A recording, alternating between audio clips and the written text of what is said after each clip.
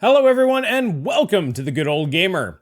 So with the prices of GPUs falling, everybody and their grandma is now out and about going ahead and trying to build a new computer. So in the latest series, I've been looking at the most budget-friendly options for PC gaming in the CPU and motherboard space. And we're going to continue that here today by talking about the Ryzen 5 5600. Now this is the most affordable Veramir Zen 3 CPU available.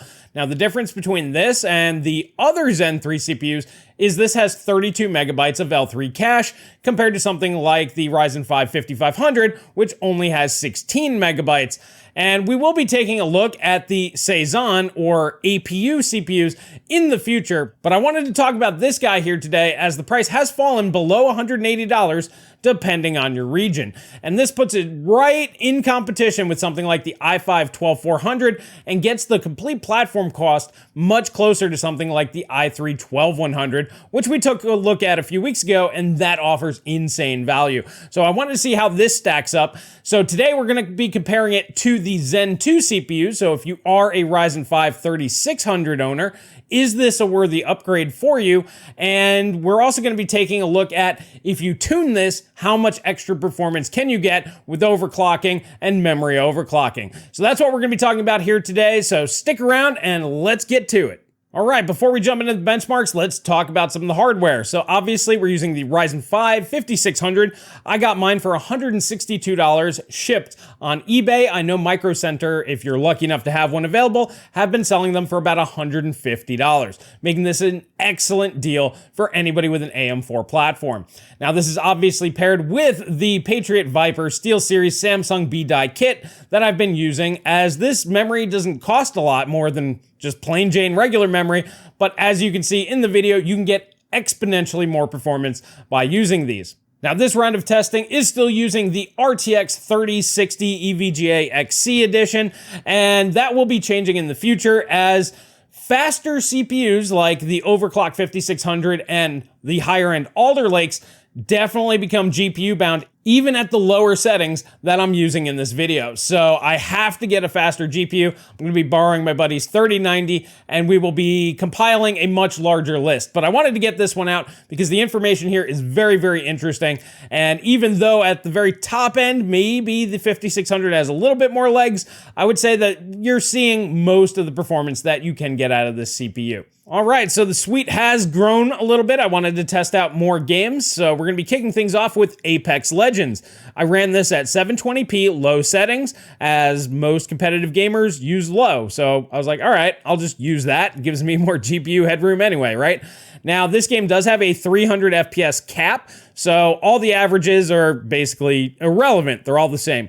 Now, the 1% lows, however, are a little bit different. So for the numbers, I just took my 3700X, knocked off 2 cores, and went ahead and clocked it a little bit lower, as the 3600 or 3600X aren't going to hit the same speeds as my Godbin 3700X. But unlike Intel, they do have the same cache and all of that, so this is what you can expect from a 3600 or 3600X using the same clocks. Anyway, kicking things off with the Ryzen 3600 using just stock standard DDR4 3200 CL16 XMP RAM, no tuning other than XMP. We got obviously 298, which we're just going to ignore, but 193 on the 1% low. Going ahead and tuning that and overclocking it to 4.4 gigahertz all core, 3600 on the RAM CL14, that gets us up to 196. So that's basically margin of error. The 3700X at stock standard, basically the same speed, even tuned, basically the same speed. And then you can see here the Ryzen 5600 with 3200 C16, same speed. Okay, so I was starting to get pretty disappointed here. I was like, well, this is a pretty useless benchmark. Up until we got the Ryzen 5600 overclocked to 4.7 gigahertz, 3800 on the RAM, C14, and that came in at 233 FPS on that 1% low. So that is a substantial gain using the Zen 3 CPU. So there is more to be had in this particular game with faster CPUs. As you get those better lows, you will have a smoother experience. Next up, another new addition, Borderlands 3, 720p medium. As we can see here, the Ryzen 3600 stock standard comes in at 130 FPS and 89 on the 1% low, goes up to 47 and 103 on the 1% low with the overclock, so that's pretty substantial gain there. Compared to the 3700X, that actually takes a regression in this game, going down to 132 average and 92 on the 1% low. And then overclock, that comes up to 153 and 107 on the 1% low, basically tying the 3600. Now, the 5600 stock standard comes in at 173 FPS on average, 115 on the 1% low, overtaking even the overclocked Zen 2 CPUs. And then once we overclock the 5600, that goes up to 205 FPS on average and 136 on the 1% low. Next up, we have Cyberpunk 2077, 1080p high, DLSS ultra performance. A stock standard Ryzen 3600 will get you about 109 FPS on average, 73 on the 1% low. As you can see, tuning the system and overclocking gets you up to 124 FPS on average and 85 on the 1% low. Now, this is where things start to get interesting in a different direction. Now, taking a look at the Ryzen 7 3700X stock standard, that one comes in at 100 FPS on average and 65 on the 1% low, making it the slowest CPU of this benchmark. And then even with the overclock, that only comes up to 115 on average and 74 on the 1% low. Actually far behind the Ryzen 3600. So the 6-core 12-thread is actually vastly superior in this particular game. Now, the Ryzen 5600 stock standard, that comes in at 130 FPS and 86 on the 1% low, basically matching the overclocked 3600. And then, of course, the overclocked 5600 runs away with it at 137 FPS on average and 101 FPS on the 1% low, basically making the 1% low on par with a stock standard 3700X's average. All right, next we have Far Cry 5, 720p medium. And then we have the Ryzen 3600 stock standard at 129 and 98. And then that gets bumped up to 148 and 113 on the 1% low when overclocked, so a significant gain there. Next to the 3700X stock standard at 130 and 100 on the 1% low. So we can see kind of a similar pattern here. And the overclocked 3700X coming in at 151 and 117. So virtually the same for the Zen 2 parts, regardless of core count. Then the Ryzen 5 5600 stock standard coming in at 159 FPS on average and 116 on the 1% low, matching the overclocked Zen 2. And then the 5600 overclock coming in at 187 and 138 on the 1% low, massively overtaking the other ones. So you're going to see this pattern emerge throughout the rest of the benchmark. So let's keep going. All right, another new addition, Gears 5, 720p medium settings. The stock standard 3600 comes in at 137 average and 97 on the 1% low. That gets bumped all the way up with tuning and overclocking up to 168 FPS on average, but 136 on the 1% low. So basically matching the stock standard system on the 1% low versus the average. So that's huge right there. So that really shows you in some games, there's going to be enormous gains by tuning and overclocking. In the interest of time, I'm going to skip the 3700X numbers until the end. We're just going to take a look at the 3600 and the 5600 numbers. So the Ryzen 5600 stock standard comes in at 183 FPS on average and 105 on the 1% low. This is actually not too far ahead of the stock 3600, but once again, once that gets tuned and overclocked, jumps up to 197 FPS on average and 155 on the 1% low. So a massive gain once tuned in this game. All right, so this is another kind of interesting benchmark. I just wanted to try it because it's a newer game, but God of War 1080p high DLSS ultra performance. This game also has an FPS cap of 120 FPS. As you can see, the faster CPUs can actually push through that without VSync enabled, which is, I find hilarious. Basically, the CPUs are so fast, the game can't even hold them back. But if you take a look at the 1% lows, even there's really no difference here. So this game right here is basically a nothing burger. Virtually any modern-ish CPU is going to be able to run this at its max. It's a completely GPU-bound game. I figured I'd just let you guys know, and this game will be removed from the overall results at the end. It's kind of a similar story with our next game. This is Halo Infinite 720p medium.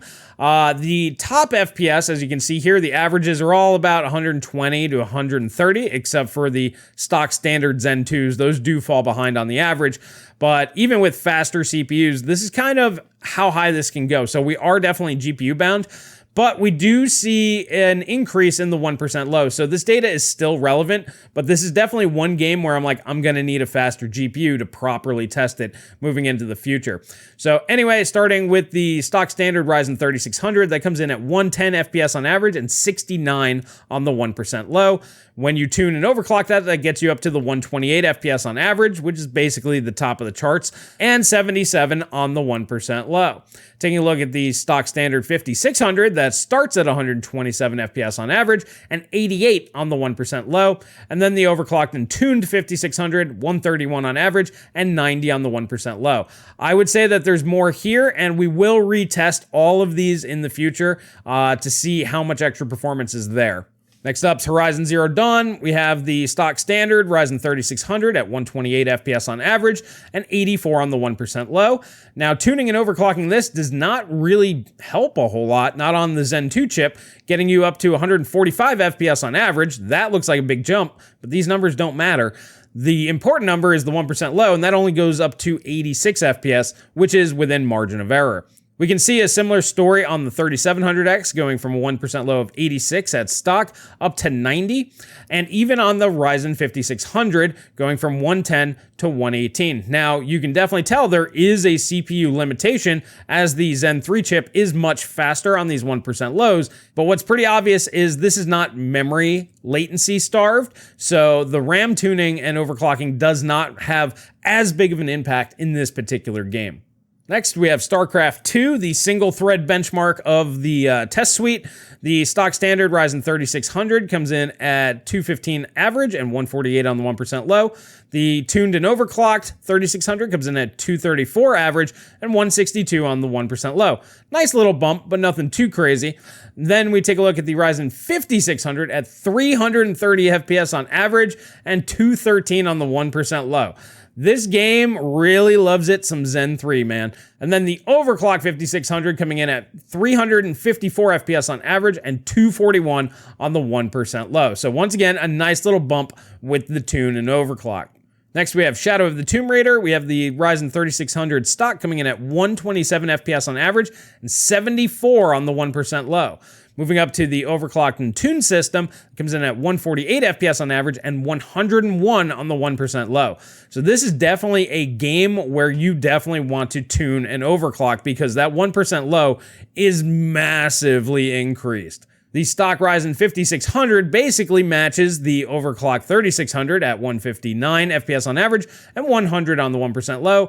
And we see similar monstrous gains going to the overclocked 5600 at 164 FPS on average and 128 on the 1% low. Basically matching on 1% lows the Zen 2 CPU's average at stock settings. Next, for Watchdogs Legion, we have the stock 3600 at 85 FPS on average and 65 on the 1% low. That gets bumped all the way up to 100 FPS on average and 80 on the 1% low, delivering a much smoother gaming experience in comparison to the 5600 stock standard, 103 FPS on average and 82 on the 1% low. Like I said, once again, basically matching the overclocked Zen 2 chip. And then when we overclock and tune, we get that up to 121 FPS on average and 96 on the 1% low. Now, like Starcraft, Witcher 3 bucks the trend and gives Zen 3 an even bigger boost, as the stock 3600 comes in at 147 FPS on average and 113 on the 1% low. The overclocked 3600 gets us up to 174 on average and 133 on the 1% low. The stock standard 5600, however, is even faster at 200 FPS on average and 143 on the 1% low. Then tuning and overclocking that gets us all the way up to 232 FPS on average and 170 on the 1% low, making super high refresh rate Witcher 3 a possibility if you have a fast enough graphics card. Now, these are the two that I'm super interested to be introducing. We're going to be taking a look at two emulation benchmarks. For this one, we're using CEMU and Legend of Zelda Breath of the Wild. This is at 720p with a 240 FPS cap. We're not going to get anywhere near there as this is 100% CPU bound, and we'll show pretty good gains between the different CPUs. All right, so starting with the Ryzen 3600 at stock standard DDR4 3200, we have 97 FPS on average and 78 on the 1% low. So very good performance there, but not high refresh levels. We do have the 3600 overclock coming in at 111 FPS on average and 90 on the 1% low. So if you're cool with the 90 to 100 FPS mark, that gets you there, so that's really neat. And then we have the stock standard 5600 at 106 and 84 on the 1% low. So unlike the last benchmark, the overclocked Ryzen 3600 is actually faster in this particular title. And then we see the overclocked Ryzen 5600 coming in at 115 FPS on average and 94 on the 1% low, effectively matching the overclocked Zen 2. So this is definitely an interesting use case. I really do want to try with a faster graphics card. However, in CEMU at 720p, the graphics utilization was never over 30%. So I don't think it's that. There is another bottleneck in there. It's not memory, it's not latency, and not really frequency. I'm not really sure. But yeah, I'm very interested to see if we can push the 5600 any further, and maybe it'll take a different CPU. But I'd like to see 120 FPS on this 1% low for like crazy awesome smooth performance. And then next, we're taking a look at RPCS3 using Resistance Fall of Man as our test. I meant to put it at 720p, but it was in 1080p. Doesn't matter. Once again, it's not GPU bound. Then we have the 240 FPS cap on this game as well. All right, so looking at these numbers, there was obviously a glitch. I mixed them up. I write them down on a piece of paper while I'm benchmarking. So the average is actually supposed to be for this one. So we'll flip them around. So the stock standard Ryzen 3600 comes in at 66 FPS on average and 42 on the 1% low. And the overclock comes in at 80 FPS on average and 45 on the 1% low. As you guys can see on this chart here, the 1% lows are pretty tight. Virtually all the Zen 2s are anywhere between 42 and this 49 mark. So RPCS3 does seem to like the extra cores, but it's not that big of a deal. As you can see here, going up to the Ryzen 5600, we have 82 FPS on average and 45 on the 1% low, getting very close to the Ryzen 3700X. And then the Ryzen 5600 overclock tops the chart with 92 FPS on average and 51 on the 1% low.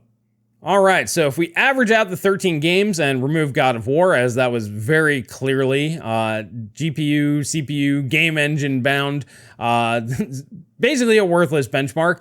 I just wanted to show you guys that it runs on everything.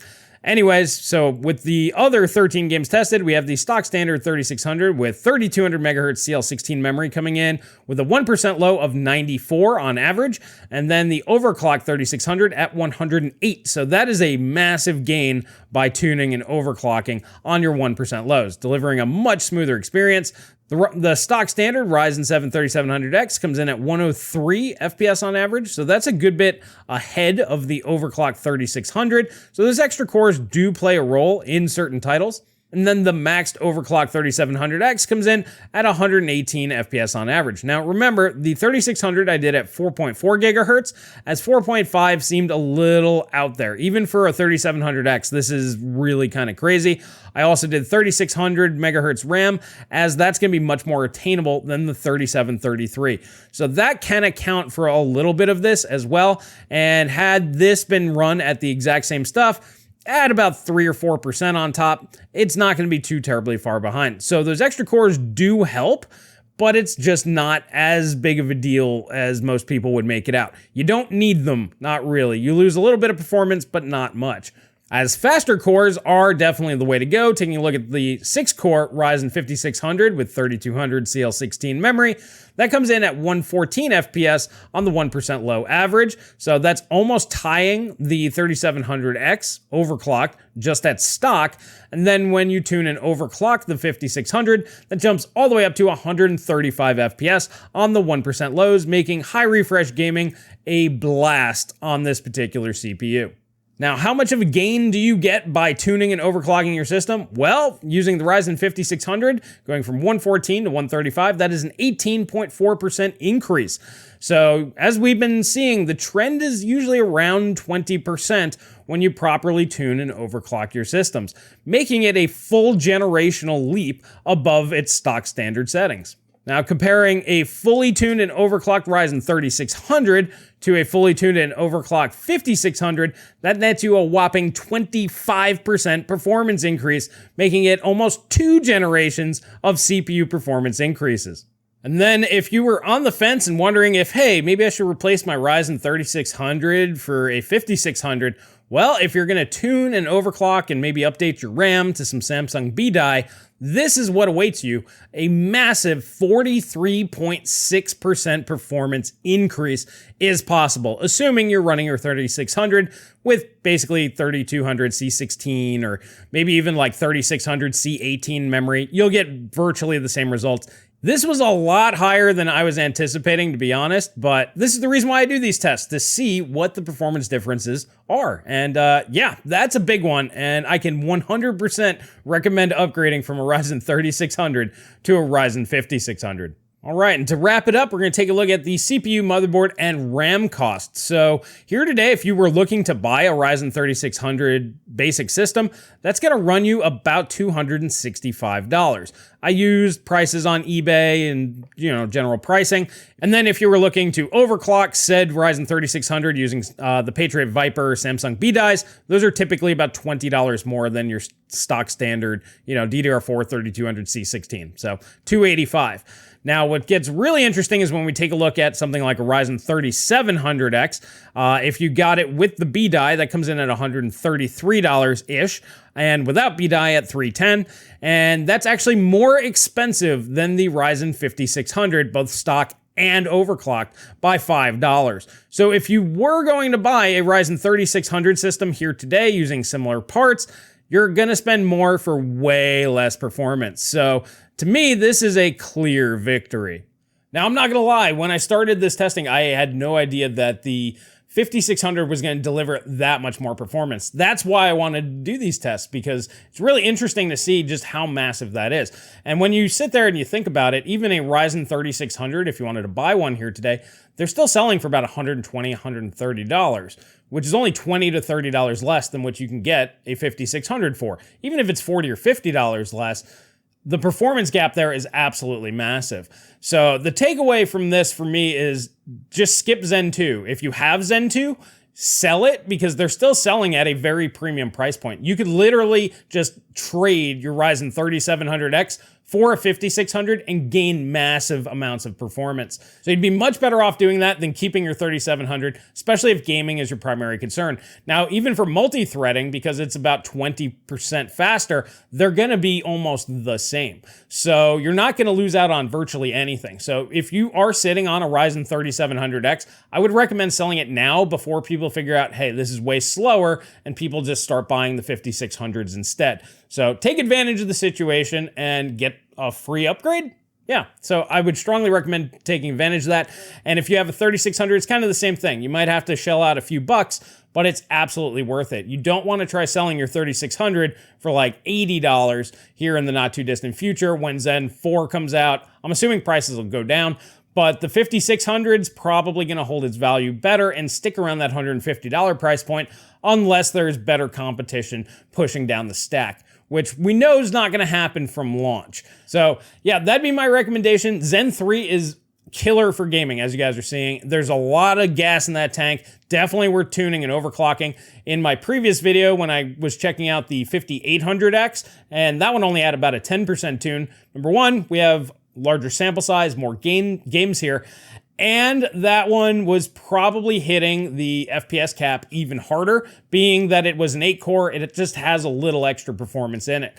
So definitely need to go ahead and borrow my buddy's 3090, and we're going to redo a lot of tests. I've been messing around with the i5-12400, and man, even at 360p on a 3060 is just getting absolutely slaughtered. It's just so fast. And I just can't tell the difference how much faster it is than the 5600 because we're hitting that wall. So I'm very interested to see how that goes. If you guys are interested in checking out that content, make sure you hit the little subscribe button down below, hit the notification bell. That'll be coming up here in the next few weeks.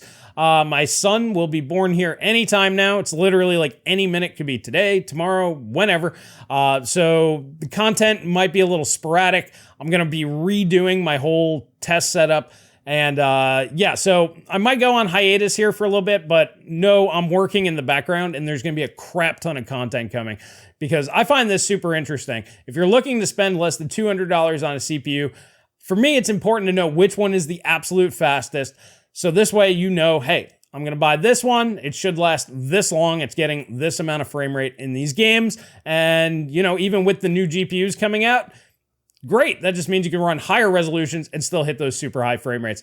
So yeah, I'm super interested to see which of these budget-friendly CPUs is the absolute best. I also have a i5 10600K, got that going. And then Intel is sending over another 12600K and 12700K. While the 12700K really isn't a budget CPU, I think the 12600Ks later this year should drop around the $200 price point.